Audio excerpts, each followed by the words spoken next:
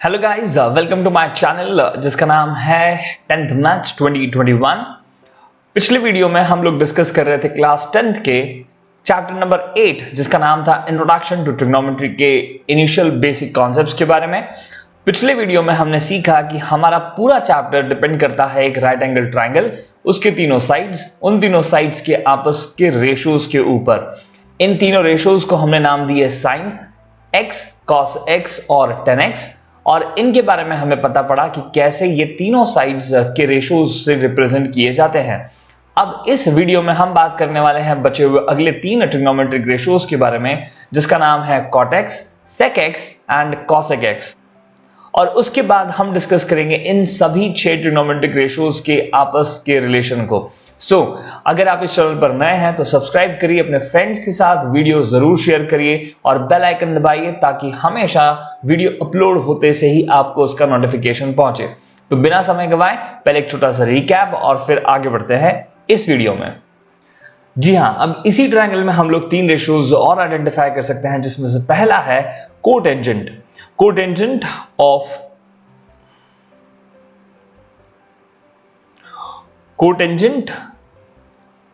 Of x, जिसे हम लोग शॉर्ट में लिखने वाले हैं cot ऑफ x, जिसे सिंपली रीड किया जा सकता है cot x। और ये जो cot x रेशियो है, ट्रिग्नोमेट्रिक रेशियो, ये होगा हमारे लिए बेस और परपेंडिकुलर का रेशियो।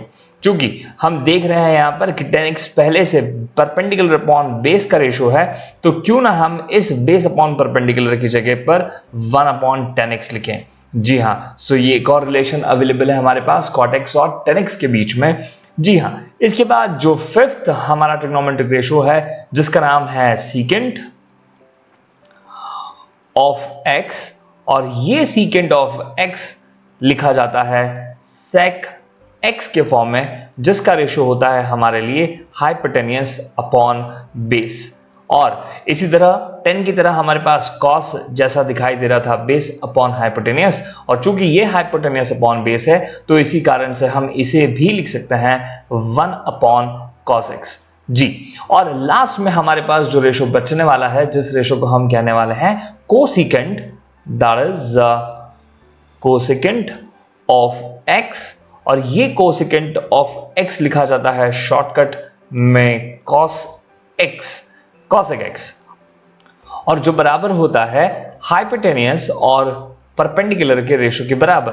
और ये हाइपोटेनियस अपॉन परपेंडिकुलर को अगर रेसिप्रोकली देखें, that is perpendicular upon hypotenuse, जो बराबर होता है sin x के। तो इसी कारण से इस cosec x को भी हम लिख सकते हैं यहां पर 1 अपॉन sin x। तो ये हमारे पास पहला रेशियो था, दैट इज sin x, दूसरा रेशियो था cos x, तीसरा रेशियो था tan x, और इन्हीं तीन के रेसिप्रोकल में हमारे पास अवेलेबल है fourth is cot x, fifth is sec x and sixth is cosec x, जिनका रिलेशन है cot का tan के साथ रेसिप्रोकल वाला, sec का cos के साथ रेसिप्रोकल में, और साथ ही साथ cosec का रेसिप्रोकल होता है sin x। जी हाँ, तो ये सारे रेशियोज, इनके आपस के बीच के रिलेशनशिप्स को अच्छी तरह से ध्यान रखिए। इसके बाद हम कंटिन्यू करने वाले हैं हमारे चैप्टर 8 के एक्सरसाइज नंबर 1, दैट इज 8.1 का first question. So let's see what does it से। जी हाँ, सो हमारा एक्सरसाइज 8.1 का पहला क्वेश्चन है ये, और ये पहला क्वेश्चन हमें बता रहा है कि हमारे पास है एक ट्रायंगल ABC, और ये ट्रायंगल ABC की खास बात यह है that is right angled at B। सो हमने यहां पर ड्रॉ किया है एक राइट एंगल ट्रायंगल जिसमें हमने राइट एंगल बनाया है एंगल B पर, दैट इज 90 डिग्री। हम जानते हैं 90 डिग्री का मतलब होता है राइट एंगल। जी हाँ, फिर उसके बाद गिवन है AB is equals to 24 centimetre. So we should note it down besides this side AB that it is 24 centimetre. जी हाँ, उसके बाद जो अगला साइड हमें अवेलेबल है that is BC, that is given as 7 centimetre. Okay, उसके बाद जो हमसे पूछा गया है that you need to determine, first is sin A, cos A, that is the first part of the question, और उसके बाद हमें कहा गया है sin C और cos C का वैल्यू निकालने के लिए, that is second part of the question.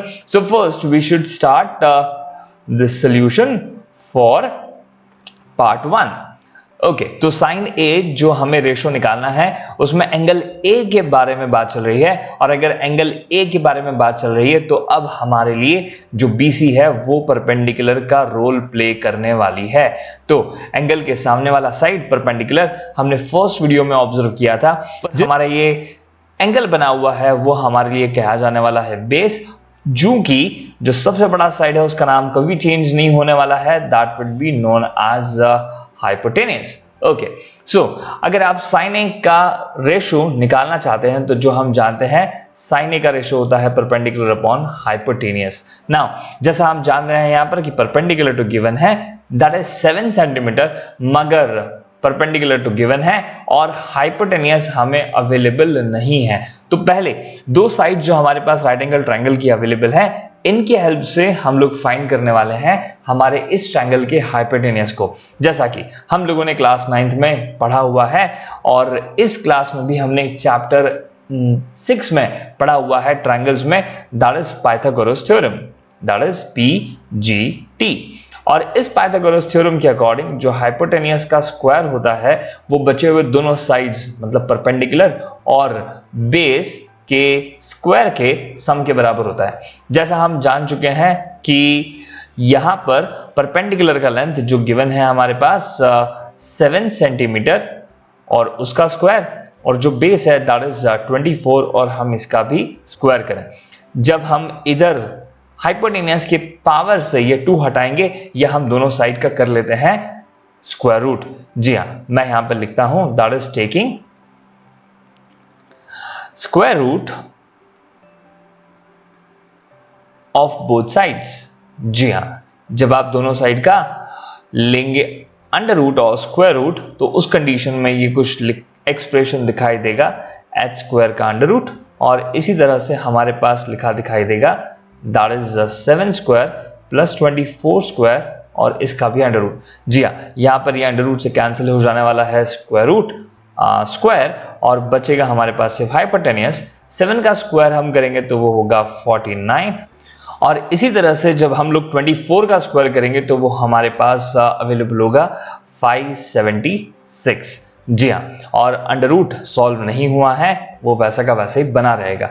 जी हाँ, और इसके बाद जब हम आगे बढ़ेंगे तो हमारे पास होगा h इज इक्वल्स टू 49 और 576 को जब आप ऐड करेंगे सो इट विल बिकम 625, और इस 625 का अंडर रूट लिया जाएगा और वो होगा 25।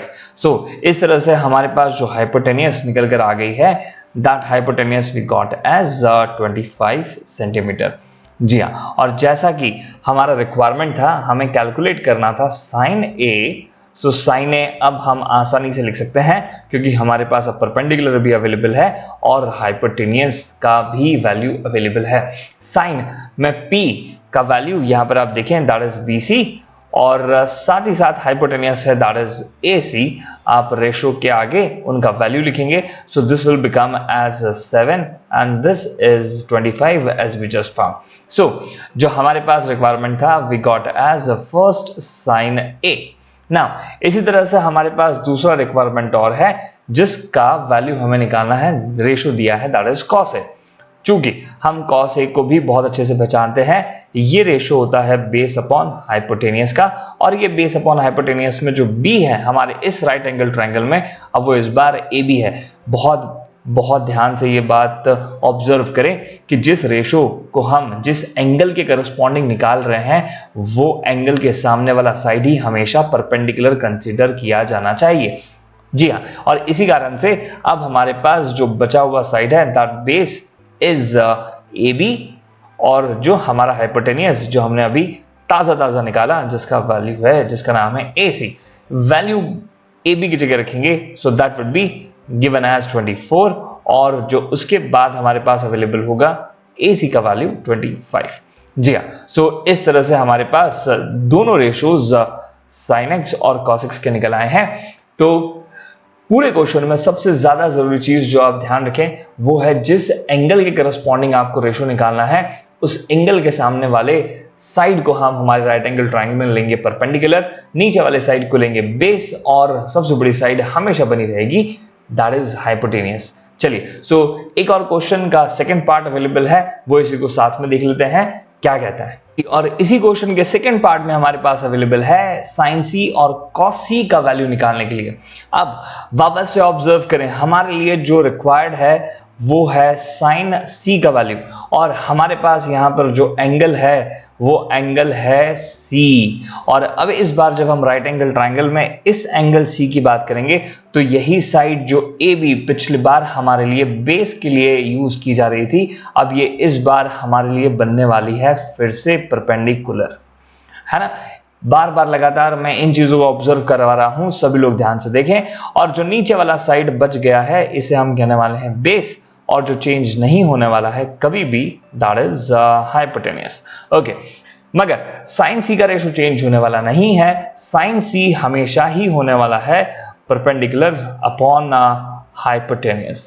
अगर इसी राइट एंगल ट्रायंगल में आप परपेंडिकुलर निकालें तो वो होगा अब ए बी, और हाइपोटेनियस है हमारे पास ए सी। ओके, जब वैल्यू पुटअप करेंगे तो ये ए बी का वैल्यू होगा 24, और अपॉन में हम लेंगे हाइपोटेनियस का लेंथ, दैट इज 25। इसी के साथ साइन सी के बाद हमारे पास अवेलेबल है कॉस सी निकालने के लिए, और इस कॉस सी में हमारे पास रेशो होता है बेस अपॉन हाइपोटेनियस। जी हाँ, जब हम इस गिवन ट्रायंगल में बेस की बात कर रहे हैं तो बेस हमारे लिए है BC और हाइपोटेनियस अवेलेबल है AC। बेस का वैल्यू हमें दिया हुआ है 7 सेंटीमीटर, ये लिखा मैंने 7, और अपॉन में दिया हुआ है हाइपोटेनियस का वैल्यू, दैट इज 25 अगेन। जी हाँ, अब ऑब्जर्व करिए, पिछली बार जब हमको कैलकुलेट करना था साइन A और कॉस A, तो हमने पूरी तरह से फोकस रखा है हमारे इन एंगल्स के ऊपर, जिनके कारण हमारा जो परपेंडिकुलर था इस दोनों ही केसेस में हमारे लिए परपेंडिकुलर बना था हमारे लिए साइड BC। जी हाँ, और जब इसके बाद अब हम बात कर रहे थे साइन C और कॉस C के बारे में, तो ये वाला एंगल जो अब हमें एंगल गिवन है दैट इज C, और ये एंगल C के कारण हमारे लिए जो परपेंडिकुलर बनने वाला है that perpendicular will be side AB। जी हाँ, बार बार इन क्वेश्चन में सिर्फ आपको ऑब्जर्व करना है कि जो भी रेशो का वैल्यू आपको निकालना है वो किस एंगल के करस्पॉन्डिंग है, और इसके बाद जो बेसिक हम लोगों ने बात करी है उसी के हेल्प से आप यहाँ पे आसानी से वैल्यू निकाल पाएंगे।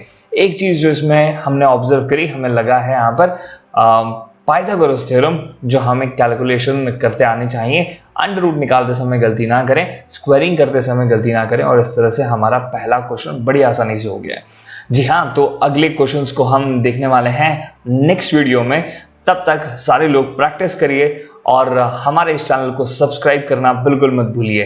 Thank you.